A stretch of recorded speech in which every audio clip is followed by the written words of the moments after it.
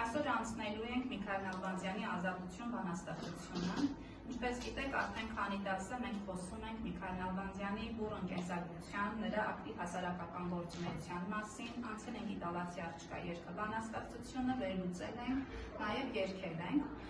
Եվ հիմա նոր թեման սկսելուց առաջ ցանկալի կլիներ, որ դուք խոսեիք Միքայել Նալբանդյանի կենսագրության մասին եւ ասեիք, թե ինչն էր նրա կենսագրության մեջ զարմանալին, տպավորիչը, գուցե գեղեցիկը եւ ներկայացնեիք այն ամենը, ինչը մինչ այդ չգիտեիք եւ երբեք չեք մոռանա նրա կենսագրությունից։ Խնդրեմ։ Արթուր։ Ինչպես գիտենք, Նալբանդյանը ունեցել է կարճատև կյանք 37 տարի, սակայն հասցրել է կատարել հայրենանվեր գործեր, օրինակ նրա ջանքերի շնորհիվ նոր Նախիջևանում եւ ծննդավայրում կառուցվել են բուժական եւ կրթական հաստատություններ։ Դրա համար նա ուղևորվել է Կալկաթա, Հնդկաստան, հնդկահայ մեծահարուստի պետական գումարը նոր Նախիջևանի հասարակությանը հասցնելու համար եւ այդ առաքելությունը նրա մոտ ստացվել է։ Ուրիշ ինչ կարող եք Միքայել Նալբանդյանի կենսագրությունից ներկայացնել։ Նարեն։ Իսկ ֆավորել է իր աշխատանքի գործունեությունը, Նալբանդյանը համարվել է իր ժամանակի ամենազարգացած մարդկանցից մեկը, ուսուցչություն արել Լազարյան ջեմարանում, սովորել է Մոսկվայի համալսարանի բժշկական ֆակուլտետում, մասնակցել հյուսիսաֆրիկյան ամսագրի հիմնադրմանը եւ Պետերբուրգի համալսարանում ստացել է արևելագիտության տեխնոլոգիայի գիտական աստիճան։ Այո, շնորհակալություն Նարե ջան։ Ունենք ելի լրացնելու բան։ Խնդրեմ Ալեքս։ Իսկ ես իմացա, որ իտալացի աղջկա երգը փոխադրություն է իտալերենից։ Նալբանդյանը եղել էր Իտալիայում այն ժամանակ, երբ որ երկիրը ազատագրական պայքարի մեջ էր ավստրիական գերիշխանությունից ազատելու համար։ Նա շատ է ոգևորվում այդ պայքարից եւ ուզում է, որ հայ ազգը նույնպես ոգևորվի այդ պայքարից։ Նա շփվում է գարիբալդիականների հետ, Գարիբալդին այդ պայքարի ղեկավարն էր։ Ապրես, շնորհակալություն Ալեքս ջան։ Տեսեք, Ալեքսը նշեց, որ իտալացի աղջկա երգը փոխադրություն է իտալերենից։ Ուզեի իմանալ, ինչ է փոխադրությունը։ Էլիզմարի։ Փոխադրությունը ոչ բառացի թարգմանություն է։ Այստեղ հեղինակը բնակի հետ վարվում է ազատ, հարմարեցնելով իր գաղափարական նպատակադրմանը։ Փոխադրության ժամանակ հեղինակը այլալեզու բնակից կարող է կրտատել հատվածներ, ինքը ավելացնել նորերը։ Այդպես վարվեց Նալբանդյանը իտալերեն բնակի հետ եւ ստացվեց գրեթե ինքնուրույն ստեղծագործություն։ Շնորհակալություն Էլիզմարի։ Էլիզմարին ասաց, որ Միքայել Նալբանդյանը որոշ բաներ նաև ավելացրել է այս ստեղծագործության մեջ։ Կոնկրետ որ հատվածում է երևում Միքայել Նալբանդյանի ավելացրածը։ Յանա։ Այս տողերում է երևում սորակեսը, կեսի գետ երևել մեր ազգում, բայց մեր տիկնայք ուր եւ իշեր, ուր մեր տիկնայք փապկասում։ Ապրես շատ։ Եթե էլի բան ունենք ավելացնելու, մի բան էլ ավելացնենք ու անցնենք առաջ, Լիլի։ Ես կավելացնեմ, որ Նալբանդյանի կենսագրությունից ամենաշատը զարմացնում է ինձ նրա անվախությունը, խիզախությունը եւ ազատության հանդեպ անսահման սերը։ Նա վախեր չի ունեցել եւ ազատորեն ընկերություն է արել ռուս վտարանդի հեղափոխականներ Հերցենի եւ Օգարյովի հետ, որի համար էլ ցարական ոստիկանության կողմից ձերբակալվել է 3 տարի Պետրոպավլովյան ամրոցում, այնուհետև ծանր հիվանդ վիճակում ակցորվել է Կամիշին քաղաք, որտեղ էլ մահացել է 1866 թվականին 37 տարեկանին։ Շնորհակալ եմ Լիլի ջան։ Տեսեք երեխաներ, քանի որ Լիլին իր խոսքում կարևորեց Միքայել Նալբանդյանի ազատության նկատմամբ ունեցած սերը, ես էլ կուզեի, որ դասը սկսենք այս մեթոդով, գիտեմ, ուզում եմ իմանալ եւ սովորեցի, բաժանենք գրատախտակը 3 աղյուսակի եւ առաջին սյունակում գրենք այն ամենը, ինչը Միքայել Նալբանդյան հեղինակին կապում է ազատություն հասկացությանը։ Արիանը։ Ինչեւ Յանան կգծի, եկեք հիշենք Միքայել Նալբանդյանին ինչն է կապում ազատություն գաղափարին։ Կարող եք ասել։ Նարե։ Նրան գրականության մեջ ավալել են ազատության երկիր։ Այո, այսինքն շրջասույթ կար, հորինված Միքայել Նալբանդյանի մասին եւ նրան անվանել են ազատության երկիր։ Մարիա, արի գրի։ Ասա Սարգիս։ Ապրես շատ ճիշտ է։ Դա էլ ավելացում արի, որ նրան ազատազրկել են ազատությունը սիրելու համար։ Էլ, Մարի։ Նա բացակայել է ժողովրդի այլևայնաստրի ազատության։ Ճիշտ է։ Կարծում եմ Արին այդ 3 նախադասություններն է գրի կարմի, իսկ հիմա եկեք ասենք ինչ ենք ուզում իմանալ նոր դասի ընթացքում։ Այս դասի ընթացքում ելի ազատության հետ առնչվի մեր ցանկությունը, որովհետև բանաստեղծությունը կոչվում է ազատություն։ Լիլի, Ինչ-որ Նալբանդյանը հենց ազատությունին արտադրել է։ Արի գրի Արին։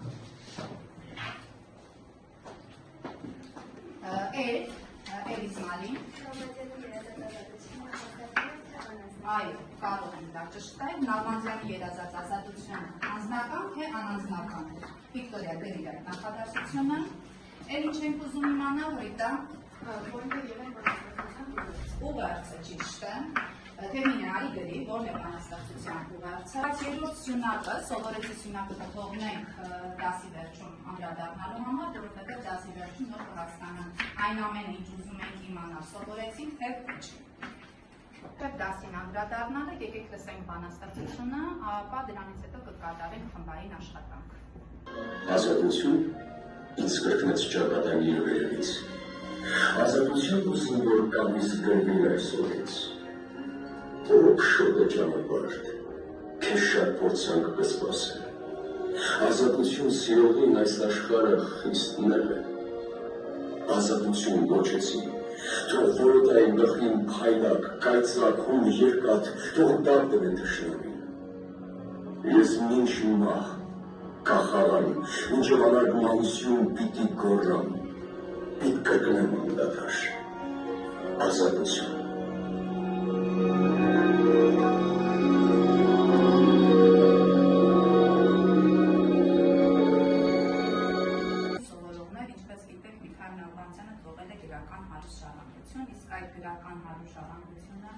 Ամբողջությամբ շնչել է անհանգստակի բռնության դեմ ամբողջ եւ անզիջում պայքարի կոչերով։ Նա մեծ լուսավորիչ է եղել եւ գտել է, որ եթե չկա ազատություն, չի կարող լինել նաեւ լուսավորություն։ Եվ նա ասել է, որ եթե չկա մտքի եւ բանականության ազատություն, ուրեմն կա հոգու ստրկություն։ Դա էր պատճառը, որ նա անմիջապես զծվեց ոչ միայն հայ ժողովրդի, այլ նաեւ ցարիզմի լծի տակ տառապող այլ ժողովուրդների ազատագրման գործի։ Եվ այս ամենի գեղարվեստական արտացոլումն է ազատություն բանաստեղծությունը, որը հայ քաղաքական քննարկության չհնացող էջերից է։ Այժմ ուզում եմ բաժանվենք խմբերի եւ բաժանվենք 5 խմբի, որովհետեւ բանաստեղծությունը բաղկացած է 5 բանաստեղծական տներից, փորձենք ամեն բանաստեղծական տան բովանդակությունը մեկ նախադասությամբ ներկայացնել եւ վերնագրել ամեն բանաստեղծական տուն եւ ունենք նաեւ հարցեր կազմված, դուք կվերցնեք դրանցից մեկը եւ խմբով կփորձեք պատասխանել այդ հարցերին։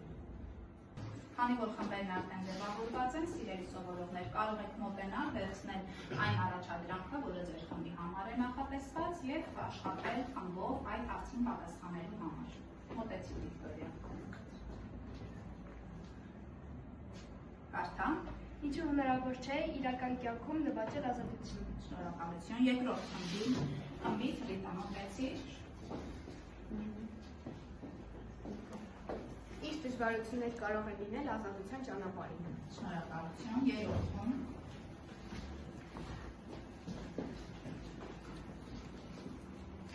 Ինչ տարբերություն կա ազատության եւ ամենաթողության միջեւ։ Շնորհակալ եմ։ Չորրորդ խումբ։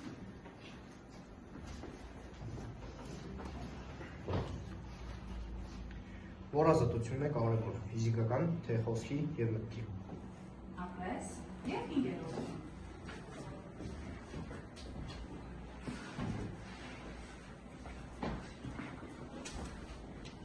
Անձնական թե անձնական ազատությունն է կարևոր։ Շնորհակալություն Նարեկան։ Հիմա ձեզ տրամադրվում է 10 րոպե ժամանակ, կարող եք աշխատել։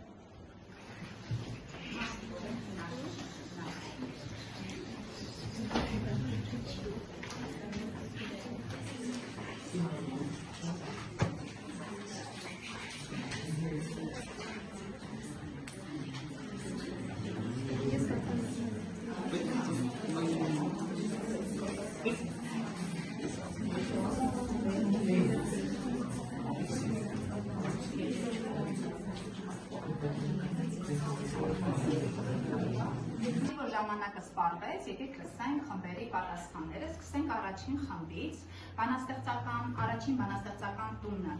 ինչպես կարող եք արտահայտել կամ որն է այդ բանաստեղծական տան ուղերձը, մեկ նախադասության ներկայացրեք։ Առաջին տան մեջ քննական հերոս լասում է, որ ծնվելու հենց առաջին օրվանից ազատությունը իր համար եղել է չգիտակցված, բայց բնական վիճակ։ Շնորհակալություն։ Երկրորդ խումբը Երկրորդ տան մեջ քննական հերոսը օրորոցի կերպարանքներում արդեն իսկ Եվանանքներում չէ, կապանքներում արդեն իսկ երդվում է իրեն ազատություն։ Ապես, շատ լավ։ Երրորդ խումբ Երրորդ տան մեջ քննական հերոսը ասում է, որ նա առաջին բառը ոչ թե ասել է հայրի մայր կամ այնինչ, նա առաջին բառը ասել է ազատություն։ Շնորհակալություն Իրենա, չորրորդ խումբ Քննարական 4 տան մեջ քննարական հերոսին ճակատագիրը զգուշացնում է, որ ազատություն սիրողի ճանապարհը շոտ է, իսկ աշխարհը նեղ։ Ապես եւ հինգերորդ խումբ Հինգերորդ տան մեջ քննարական հերոսը որոշում է, որ նա պատրաստ է ազատության համար մինչև մահ, մինչև անարգմանություն եւ մինչև կախարան պայքարել։ Ապրեսիանա ջան, իսկ այժմ եկեք վերնագրենք բոլոր բանաստեղծական տները, տեսնենք այդ վերնագրերից որն է ամենահաջողվածը եւ առանձնացնենք հենց դա։ Առաջին խումբ, ինչ վերնագիր եք ընտրել։ Առաջին տան հերոսի ծնունդը, շատ լավ է։ Երկրորդ խումբ ընդվզում, այսինքն պայքար։ Երրորդ խումբ Մենք որոշեցինք, որ երբ վերնագրերը առաջին ֆոտոբանքը բարակապատում։ Առաջին ֆոտոբանկ, լավ։ Չորրորդ խումբ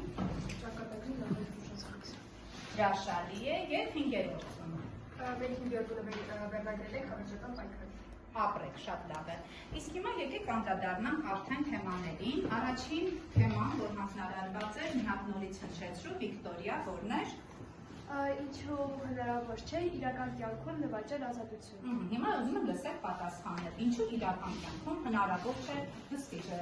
նվաճել ազատություն։ Արթուր Իրական ազատությունը դժվար է նվաճել, որովհետև այն սկսվում է ոչ թե դրսից, այլ ներսից, եւ ազատ լինել նշանակում է ընտրել ինքնուրույն եւ պատասխան տալ այլ ընտրության համար։ Շնորհակալություն։ Աննա, քո կարծիքով ինչու պետք չէ կանգնել նստած, ինչու հնարավոր չէ իրական կյանքում նվաճել ազատություն։ Իրական ազատությունը ես չեմ նվաճել, որովհետև այն միայն իրավունք չէ, այլ պատասխանատվություն, մարդը պետք է հաղթահարի իր վախերը, կախվածությունները ու շրջապատի ճնշումը։ Հրաշալի է։ Արման Իսկական ազատությունը վերջանում է այդտեղ, որտեղ սկսվում է ուրիշի ազատությունը, լավ։ Ունեք էլի պատասխան Վիկտորիա, ասա։ Իրական ազատության նվաճումը բարդ է, քանի որ այն ենթադրում է հաղթանակ ոչ միայն արտաքին հանգամանքների, այլև սեփական ներաշխարհի նկատմամբ։ Այսինքն նաև հնարավոր չէ իրական ազատությունը նվաճել, որովհետև շատ դժվարությունների ես հանդիպել եւ հնարավոր է նաև ինչ ունենաս հուսախաբություն, դրա համար շատ մարդիկ հուսախում են այդ ազատությունը ինչ անել, օգտագործել, նվաճել, այլ։ Լսենք, շնորհակալություն առաջին խմբին, լսենք երկրորդ խմբի պատասխանները, մի հատ նորից հիշեցրուղի բացեր թեմա։ Դժվարություններ կարող են լինել ազատության ճանապարհին։ Այո, ինչ դժվարություններ կարող են լինել ճանապարհին ազատության։ Հասարակությունը փորձում է մարդկանց դնել վանդակի մեջ, բայց մարդը վանդակի դուրս գալուց հանդիպում է շատ ու շատ խոչի։ Այո, կարող հասարակությունը չընդունի չէ քեզ որպես ազատ մարդ։ Այսինքն դու կարող ես արդյունքում մենակ մնաս Դավիթ։ Այո, իսկ մենակ մնալը հաճելի բան է, թե ոչ այդքան։ Բնականաբար դա մեզ կաշխանդում է եւ մեր ազատության ընկալումները նաեւ սահմանափակում։ Ուրիշ կարծիք Թինա։ Հասարակական ճնշումները, օրենքները եւ սահմանափակումները երբեմն շատ դառնում են մեջ խոցություններ հասնելու ազատությանը։ Ինչ տարբերություն կա ազատության ու ամենաթողության միջև։ Ամենաթողությունը քաոս է, որտեղ մարդն առաջնորդվում է միայն իր ակնթարթային հատկություններով։ Նման իրավիճակում մարդը կարծում է, թե ինքն է աշխարհի կենտրոնը եւ կարող է անտեսել բոլորին։ Սարքիս Վիկանգլի։ Այո, չի հետևում կանոններին, ճիշտ է, շատ ապրես։ Իսկ եթե մարդը չի հետևում կանոններին, օրենքներին, ինչ է սպասվում այդ հասարակությանը, կործանում, քայքայում։ Հարցը ով ազատությունն է կարևոր ֆիզիկական, թե մտքի եւ խոսքի։ Այո, լսում եմ ձեր պատասխանները։ Իմ կարծիքով խոսքի եւ ողջ ազատությունը ավելի կարևոր, քանի որ այն տալիս է մարդուն ազատ մտածելու, իր կարծիքը ձևավորելու եւ դրան հետագա մարտահրավերելու հնարավորություն։ Շատ ապրես Տեխնինը։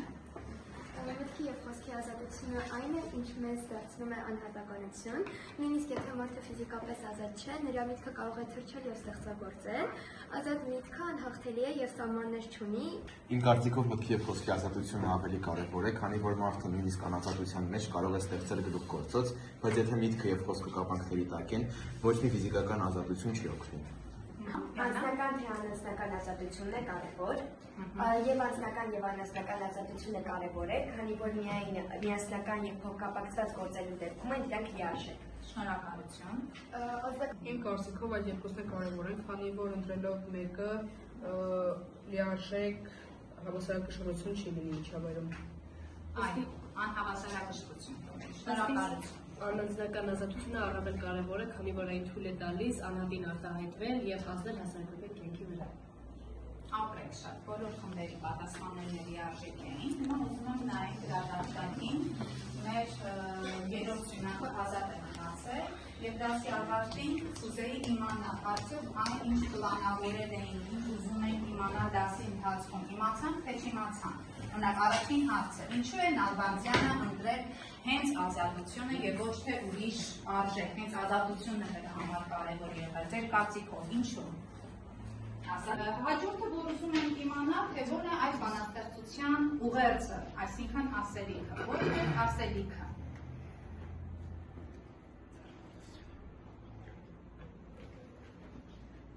Որն է ասելիքը։ Յանա։ Այս բանաստեղծության ուղերձը այն է, որ պետք է անդադար պայքարել, որպեսզի հասնել լավին, այս բանաստեղծության մեջ ազատությանը։ Իսկ ասելիքը բանաստեղծական ո՞ր տան մեջ էր հենց երևում։ 4-րդ եւ 5-րդ տան մեջ պայքարել, անդադար պայքարել եւ կրկնել ազատություն։ Ապրեց, ճիշտ է։ Հիմա, քանի որ անդրադարձանք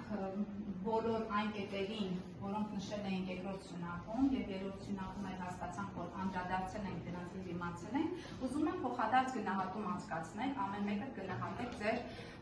ձեր խմբի եւ նաեւ ինչու՞ չէ մյուս խմբերի աշխատանքը։ Սկսենք առաջին խմբից։ Վիկտորիա, ինչպես ես գնահատում ձեր աշխատանքը եւ նաեւ մյուս խմբերի աշխատանքը։ Անդամների բոլոր պատասխաններն են, ինձ շատ դուք եկան եւ ես վերնահատում եմ։ Ռիտա, մեր խմբի համար այս աշխատանքը ոչ միայն արդյունավետ է, այլ նաեւ շատ հաճելի։ Մեզ դուր եկավ բոլոր խմբերի աշխատանքները, քանի որ ամեն մի աշխատանք յուրովի լավն էր։ եւ վերջին խմբի